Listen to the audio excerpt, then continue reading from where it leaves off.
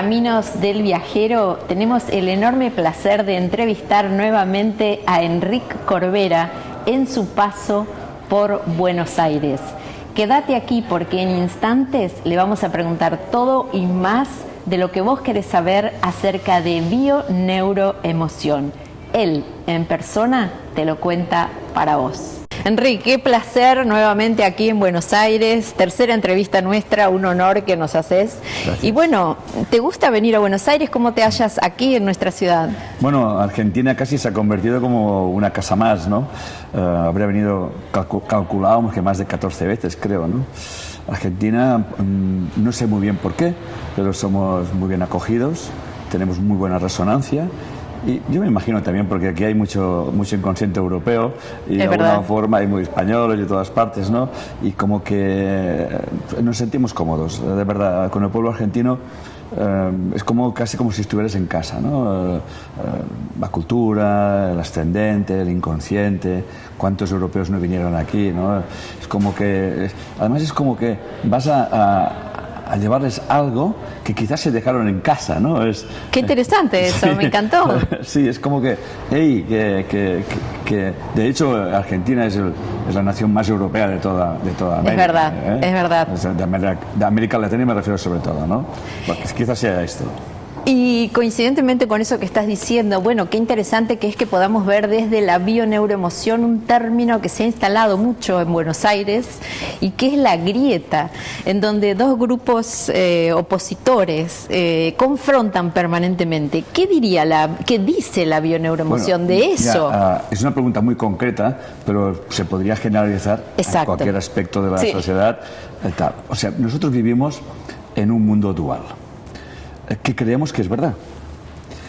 Para entrar y contestar tu pregunta, que hay que hacer un reencuadre previo, ¿no? O sea, en la naturaleza humana, las polaridades es lo que da sentido a la vida. O sea, el positivo no puede existir sin el negativo, lo femenino sin lo masculino, el arriba, el abajo, la izquierda, la derecha. Y si vas a conectar un enchufe a la corriente, necesitas los dos polos y además un tierra, ¿no? O sea, que eso es la dualidad.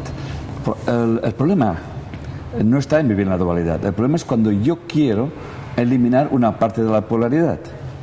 Y entonces cuando yo intento eliminar una parte de la polaridad, no solamente no lo consigo, porque en nuestro universo esto es imposible, sino que lo estoy reforzando. Entonces hay como una retroalimentación. Carl Gustav Jung nos lo explicaría muy bien, en que esa dualidad también la tenemos en nuestra personalidad, en nuestra psique, donde nos mostramos aquella cara que queremos amable, mostrar al mundo, y en la sombra aquello que creemos que no está bien. Entonces todo eso está dominado por las creencias, los valores, los prejuicios, etcétera, etcétera. Si eso lo trasladamos a la sociedad que está formada por pequeñas sociedades, que son las familias, y donde realmente también existe esa polaridad, ¿no? Sí. Entonces, no existiría una polaridad en un sitio si no existiera la otra. O sea, para que yo pueda existir y expresar mis ideas, siempre tiene que haber la otra que tiene que compensar mis ideas, ¿no? Lo que ocurre es que cada una está mostrándole a la otra su sombra. O sea, aquello que yo no me gusta de ti es lo que yo estoy criticando o convirtiéndolo en pecado, ¿no? Y de hecho lo explicaba el mismo Jesús cuando decía, vemos la falta en el ojo ajeno, la paja en el ojo ajeno, y no vemos la viga en el nuestro, ¿no? Si la sociedad comprendiera que lo que percibimos del otro es una interpretación en función de mis creencias, que esto es así, lo que ocurre en la grieta en ese caso, ¿no? Yo tengo unas creencias, lo que me molesta del otro es lo que yo no me permito. Entonces, cuando nos damos cuenta de esto, es muy importante integrarlo, ¿no? Que es lo que realmente trabajamos, la integración. Entonces, si este me molesta, es porque su parte no la acepto aquí. Por ejemplo, el capitalismo y el comunismo. Sí, claro. Que son dos extremos, ¿no? Pero si tú los pasas a analizar, son dos polaridades. Un capitalismo cuando se centra solamente en una cosa, ya está creando comunismo. El comunismo, cuando no te permite la propiedad privada, está creando comunismo, o sea, se retroalimenta. En el fondo pueden llegar a ser lo mismo. No pueden existir uno sin el otro. ¿Qué ocurre? ¿Qué hace la naturaleza? Lo cicla. Un periodo es aquí, un periodo es allá. Cuando hay un periodo más largo en un sitio, eso degenera, llega a degenerar muchísimo, hasta que hay un momento que la sociedad no permite esa polarización extrema y automáticamente se produce como una especie de revolución y ¡pum!, y surge el otro. Lo que deberíamos hacer es integrar, o sea, llegar a un punto de vamos a colaborar. La colaboración es intrínsecamente esencial en la vida.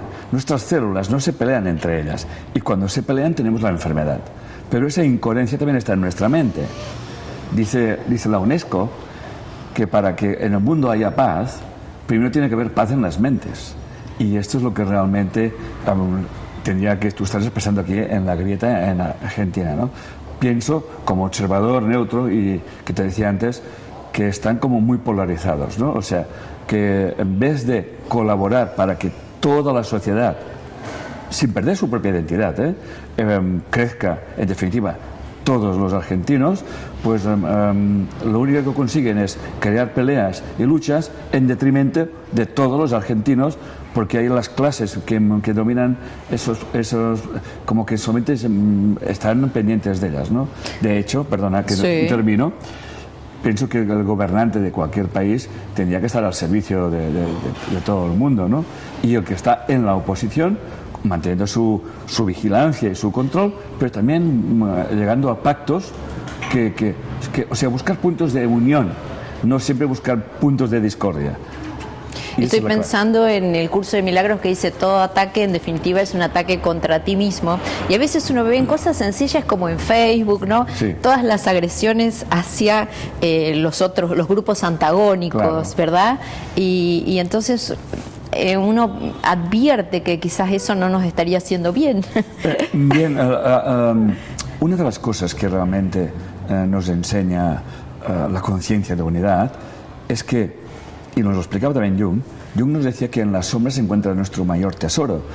Esto es así porque cuando tú aceptas la crítica, obviamente constructiva, realmente estás creciendo, pero si realmente alguien te ataca y tú no aceptas el ataque, o sea, no respondes, te retroalimenta.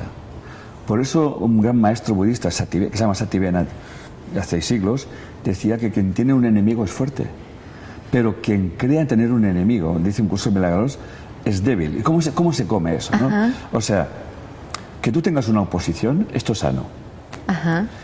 Que tú aceptes los ataques viscerales y contraataques, esto no es sano. O sea, tú acepta sabiendo que hay un exceso, pero tú tienes que saber eliminar ese exceso para saber qué es lo que realmente te están proyectando. Al final, lo que se trata es qué es lo que estoy proyectando yo y qué proyección provoco en los demás, ¿no? Es como quitar un poco la paja de todo el barullo grande para observar cuál es lo que yo tengo que aprender. Cuando no juzgas o no te sientes atacado, que no quiere decir que tú no tengas que prestar atención, creces. Y esto lo estoy utilizando yo en mi vida, ¿no? O sea, vas cogiendo la información y te vas mejorando a ti. O sea, vas mejorando. No para convencer a nadie, pero sí que es una fuerza. Y eso siempre se retroalimenta. Como integrar la sombra. Es integrar, siempre es integrar. Integrar no quiere decir aceptar y resignarse. Integrar es ver la situación, aceptarla y saber qué hay detrás de toda esa información, ¿no? Es como, de hecho, Ken Wilber, en su libro La conciencia sin fronteras, decía que el no posicionarse a ultranza y integrarlo es el reino de los cielos aquí en la tierra, ¿no? La paz. La paz. Y tiene que existir la polaridad y la otra. Como tiene que existir el yin y el yang, lo masculino y lo femenino, etcétera, etcétera, ¿no? Cuando nosotros miramos las estrellas, ¿por qué vemos las estrellas? Porque hay oscuridad, porque hay contraste. Por lo tanto, si no hubiese contraste en nuestra vida, nunca podríamos reconocernos. Entonces, en la dualidad nos podemos reconocer a nosotros mismos por qué es lo que me molesta del otro, qué es lo que estoy proyectando o qué es lo que pretendo cambiar del otro, y eso está en mí. Eso está en mí. Porque si realmente no estuviera en mí, lo que hay delante ni me gustaría ni me molestaría, ¿no? Entonces, eso se llama autoindagación, que es lo que enseñamos en Bienaire Emoción.